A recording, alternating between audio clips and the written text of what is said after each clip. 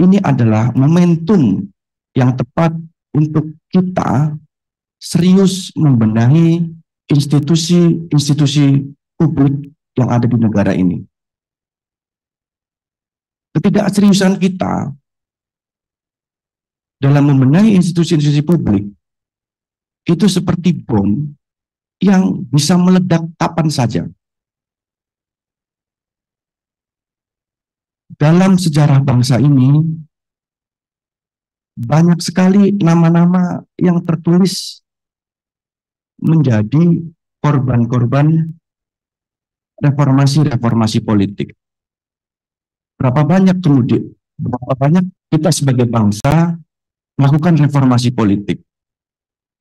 Tapi ternyata ini semua tidak berbanding lurus, malah justru berbanding terbalik dengan kemakmuran dan kesejahteraan yang kita sebagai negara dan sebagai bangsa tuju bersama. Oleh karena itu, momentum ini HMI meminta sekali kepada pemimpin-pemimpin negeri, khususnya bapak-bapak anggota legislatif, untuk serius melakukan inklusivitas, melakukan pembenahan institusi publik yang lebih dekat dengan rakyat dan mendistribusikan hak. Karena dalam negara demokrasi, institusi publik yang maju dan inklusif adalah satu-satunya, saya ulangi lagi, adalah satu-satunya penopang dalam demokrasi yang sehat. Tidak ada cara lain, kecuali kita mau memilih jalan yang lain selain demokrasi. Oleh karena itu, PBHMI membuat suatu refleksi yang kemudian kita temakan dengan nama Koreksi Indonesia. Koreksi Indonesia ini adalah muncul dari keresahan kita, PBHMI khususnya sebagai generasi muda, tentang masa depan bangsanya, tentang bom-bom, tentang bahan bakar sosial yang bisa meledak kapanpun karena adanya kesenjangan institusi itu. Oleh karena itu, dalam Koreksi Indonesia ini, PBHMI merangkumnya menjadi 7 tuntutan yang kita sebut dengan Sabta Suara.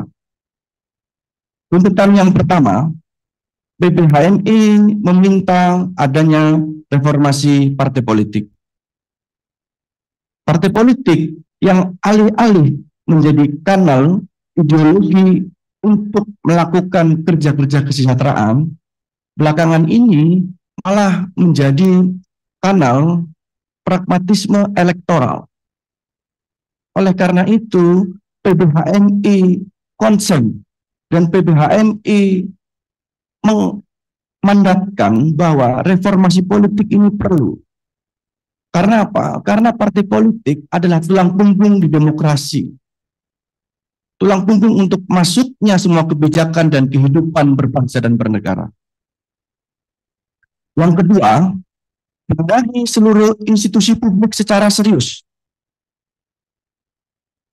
Saatnya kita merefleksikan dan membenahi semua institusi publik kita secara serius. Institusi publik di bidang demokrasi, institusi publik di bidang ekonomi, institusi publik di bidang penegakan hukum. Saatnya kita benahi secara serius untuk menuntut kemajuan bangsa kita di masa yang akan datang. Yang ketiga, pecat wakil rakyat yang toksik untuk masyarakat. Yang keempat, efisienkan anggaran untuk pejabat dan perbaiki layanan kepada rakyat. Yang kelima, sahkan secepatnya RUU Pro Rakyat. Yang keenam, revisi Undang-Undang Nomor 13 tahun 2003 tentang ketenagakerjaan, di mana lebih dari 60% masyarakat Indonesia adalah sektor informal yang saat ini tidak jelas statusnya, tidak jelas benefitnya, tidak jelas insentifnya. 60% warga ini harus kita lindungi bersama. Dan yang terakhir, yang nomor 7, itu reformasi perpajakan yang lebih adil. Di mana perpajakan harus adil. Jangan seperti yang dikomunikasikan di media-media. Kalangan-kalangan atas mendapatkan amnesti, kalangan-kalangan bawah mendapatkan kenaikan pajak. Dan ketika rakyat marah, maka disebut ada provokator. Tidak, ini adalah mewakili aspirasi rakyat. Dan selain tanggung jawab intelektual PBHMI melalui Koreksi Indonesia, PBHMI juga menyampaikan tanggung jawab moral bahwa kita sudahi, cukup. Jangan ada afan-afan yang lain. Oleh karena itu, untuk komitmen itu, komitmen supremasi sipil, kita mengusulkan pada tanggal 28 Agustus menjadi Hari Supremasi Sipil di Indonesia. Untuk menstop, jangan ada lagi darah-darah yang jatuh dari penyampaian aspirasi-aspirasi publik. Darah rakyat Indonesia sangat berharga. Tidak boleh lagi ada darah-darah yang jatuh.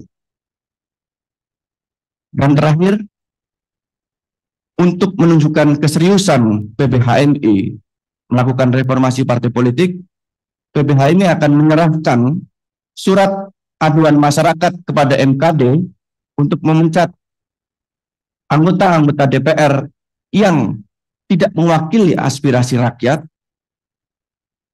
dan memberikan surat somasi kepada seluruh parpol di DPR RI untuk segera melakukan pembenahan secara bersama-sama masyarakat.